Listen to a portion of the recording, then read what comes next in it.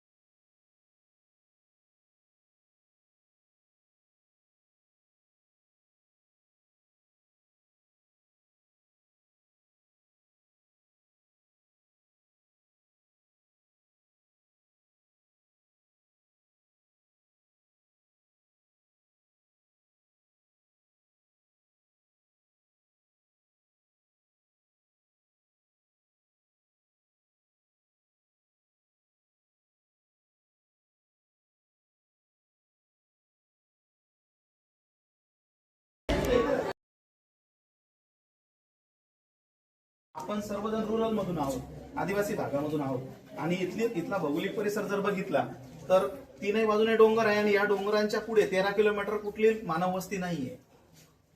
लक्षात घ्या, 13 किलोमीटर कुठली मानव वस्ती नाहीये। या डोंगरांगा आसोली डॅमच्या तुम्ही तिथे जिथे जाणार आहात त्याच्या पुढे 13 किलोमीटर करजगाव पर्यंत पुढे कुठली मानव वस्ती नाहीये। आणि ह्या अशा रुरलच्या ह्या लास्ट डेस्टिनेशनला आपण सगळे आहोत आणि या मुलांना हे शिक्षण देण्यासाठी आम्ही शिक्षकांनी पूर्णपणे प्रयत्न केलेला आहे की ज्या डिजिटल बोर्डवरती विद्यार्थी फक्त मोबाईल मध्ये बघून शिकतायत किंवा शहरी भागामधल्या मुलांचीच मक्तेदारी आहे की काय असं आपल्याला वाटतं, परंतु तो अनुभव ते शिक्षण या मुलांना आपण सीएसआरच्या माध्यमातून मिळवून देण्याचा 100% प्रयत्न केलेला आहे।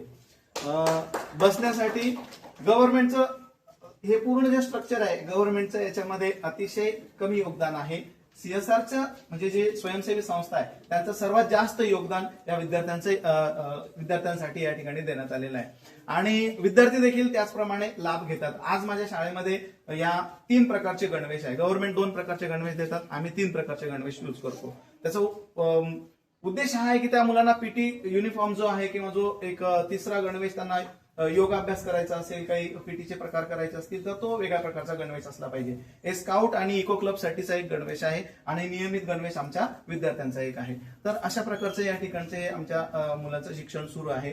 आपण बघत आहात की त्या ठिकाणी मॅडमने एक काहीतरी युट्यूबवरती एक लावलेलं आहे आणि त्या ठिकाणी मुलं शिकत आहेत, त्यांना ती कॉन्सेप्ट ते समजावून सांगत आहे।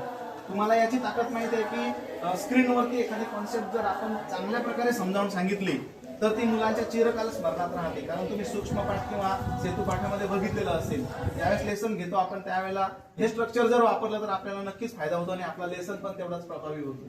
बरोबर आहे की नाही? एक चार्ट दाखवणं आणि स्मार्ट बोर्ड वरती माहिती देणं याच्यात खूप मोठा फरक आहे। ठीक आहे, आपण पुढे थोडंसं बघू।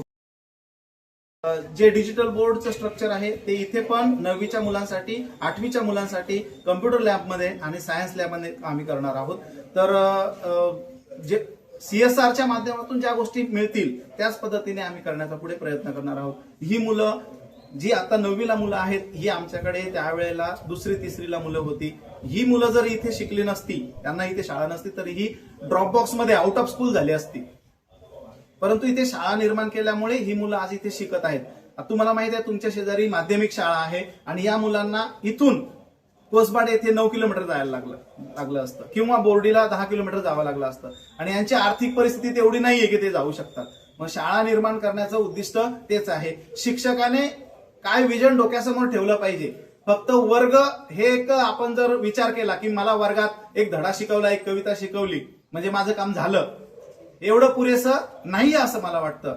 तर शाळा डेव्हलप करण्यासाठी आपल्याला पुढची पावलं कशी उचलता येतील आणि पहिलीला दाखल झालेला मुलगा तो चांगलं शिक्षण घेऊन पुढे कसा जाईल, 10वी-12वीच्या पुढे चांगलं शिक्षण घेण्यासाठी त्याला पात्र बनवण्यासाठी त्याला आपल्याला शैक्षणिक सुविधा उपलब्ध करून देण्यासाठी एक शिक्षक म्हणून माझं काय काम आहे हे मला आत्मपरीक्षण करणं गरजेचं आहे. आणि त्यासाठी मला पावलं उचलणं पण गरजेचं आहे की जेणेकरून ही पावलं उचलून मला मुलांना पुढे प्रोग्रेस करण्यासाठी प्रयत्न करता येईल.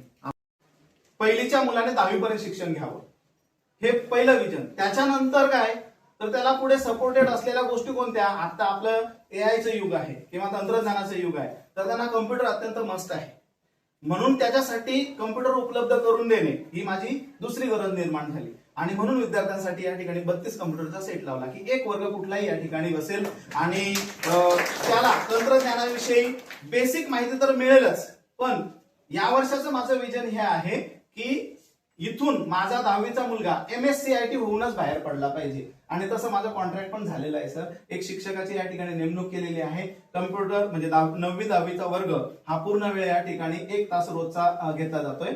आणि MSCIT हा जो कोर्स आहे जो तुम्ही 10वी नंतर 12वी नंतर 3 महिन्याचा किंवा 6 महिन्याचा करता, तर तो माझी मुलं याच ठिकाणी लायसन मिळवून ते पुढे जातील ही एक अपेक्षा आणि ती पूर्णत्वास आणलेली आहे. ही आमची जिल्हा परिषदची शाळा. या प्रयोगशाळेमध्ये आलेला आहात ज्याला आपण सायन्स लॅब असं म्हणतो, आम्ही प्रयोगशाळाच म्हणतो कारण अजून आमच्या मुलांना सायन्स लॅब काय आहे हे काहीच माहित नव्हतं. जे प्रयोग आपण फक्त फुग्याचे मेणबत्तीचे तेवढे प्रयोग दाखवले का सगळं झालं, एवढ्यापर्यंत आमचं प्राथमिक शिक्षण मर्यादित होतं. कदाचित तुमच्या प्राथमिक शाळेमध्ये पण तुम्ही तेवढंच अनुभवलेलं असणार आहे कारण मी पण माझ्या प्राथमिक शाळेत तेवढंच अनुभवलेलं आहे. पण जो विचार मी कम्प्युटर लॅबमध्ये तुम्हाला बोलून दाखवला तोच विचार इथे सायन्स लॅब साठी पण माझ्या डोक्यामध्ये आला की माझ्या मुलांना फक्त तो मेणबत्तीचा प्रयोग किंवा फुग्याचा प्रयोग दाखवणं एवढंच उद्दिष्ट समोर नाहीये. तर प्रत्येक प्रयोग जो 8वी 9वी 10वी पर्यंत आहे किंबहुना त्याच्याही पुढे जाऊन मुलांना काय विचार करता येईल त्याच्यासाठी त्याची पूर्वतयारी म्हणून या ठिकाणी हा प्रयोगशाळेचा साहित्य एकत्र करण्याचा एक छोटासा प्रयत्न आम्ही केला. मग सगळ्यात प्रथम प्रयोगशाळा कशी असली पाहिजे आम्ही तुमच्याच ठिकाणी जाऊन शिकलो. तिथे तुमची जी प्रयोगशाळा आहे माध्यमिक विद्यालयातली तीच प्रयोगशाळा आम्ही बघितली. त्या ठिकाणी काय काय साहित्य ते बघितलं, लिस्टिंग केली आणि हे सगळं मग मिळवण्यासाठी परत शासकीय स्तरावरून तर आम्हाला काहीच मदत मिळाली नाही, पण मग प्रयत्न तर केलेत परंतु मग शेवटी आम्हाला एनजीओच्या मार्फत हे मिळवण्याची गरज पडली. आणि आपण म्हणतो ना देणाऱ्याने देत जावे घेणाऱ्याने घेत जावे आणि घेता घेता देणाऱ्याचे हात व्हावे. तर या उक्तीप्रमाणे आम्हाला जे एनजीओ ज्यांना आम्ही शब्द टाकला त्यांनी आमची मेहनत बघून म्हणजे आमची म्हणण्यापेक्षा शिक्षकाची म्हणतो बरं मी, एका शिक्षकाची मेहनत बघून एका मुख्याध्यापकाची मेहनत बघून त्यांनी ते आपल्याला अप्रोच होतात की चला हे मेहनती आहेत, मुलांसाठी धावपळ करतायत आणि मुलांमध्ये प्रोग्रेस करण्यासाठी प्रयत्न करतायत, तर मग इथे आपण काही इन्व्हेस्ट केलं तर हे वेस्ट जाणार नाही. तर ज्यावेळेस आपण एनजीओच्या समोर हात पसरतो त्यावेळेस सर्वप्रथम ते आपला अप्रोच बघतात, नंतर आपला ऍटिट्यूड बघतात आणि त्यांच्या विचारांना आपण पटलो, त्यांना खात्री पटली की बाबा जेन्युइन पर्सन आहे, तरच ते आपल्यापर्यंत पुढे मदतीचा हात पसरवतात. नाहीतर मग काही ठिकाणी जर मदत दिली तर त्याचा योग्य प्रकारे वापर होत नाही किंवा मग ते दुर्लक्षित होतं. किती मोठ्या मोठ्या वस्तू अशा असतात की त्या दुर्लक्षित पडतात, मग ते देणाऱ्याने जे काही वस्तू दिलेल्या आहेत त्याचा काहीच फायदा होत नाही, त्याच्या भावनांचा खेळ होतो.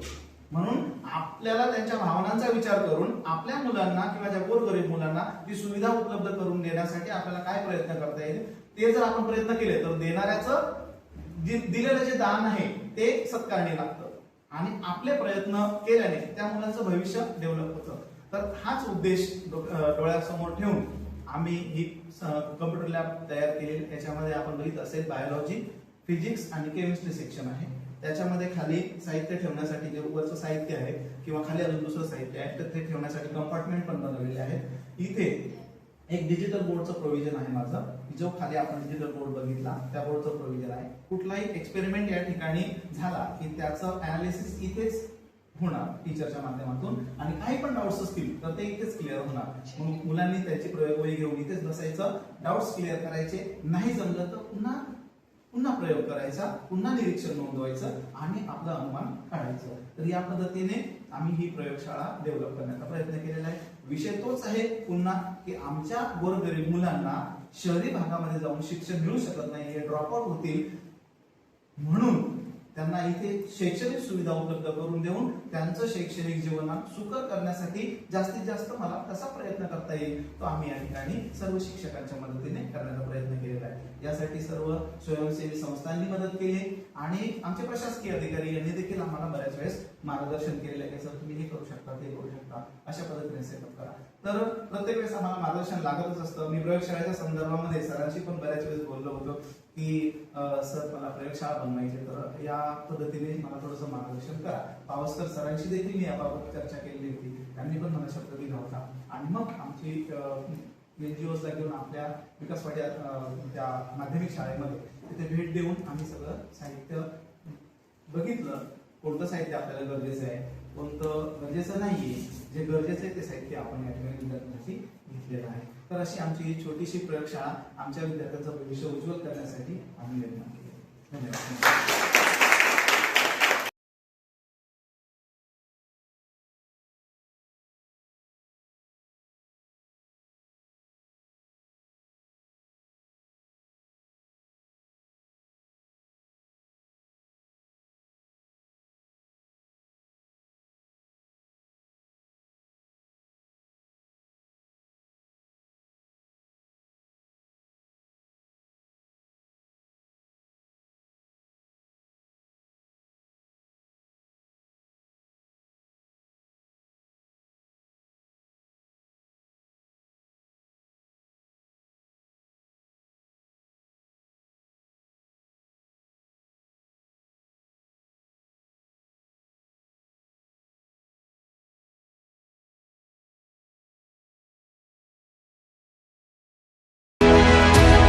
त्यावेळी तुम्हाला कसा वाटला कमेंट करून नक्की सांगा आणि आपल्या चॅनलवरती कोण नवीन असेल चॅनलला सबस्क्राईब करा. आपण भेटूया एका नवीन ब्लॉगमध्ये. तोपर्यंत बाय बाय.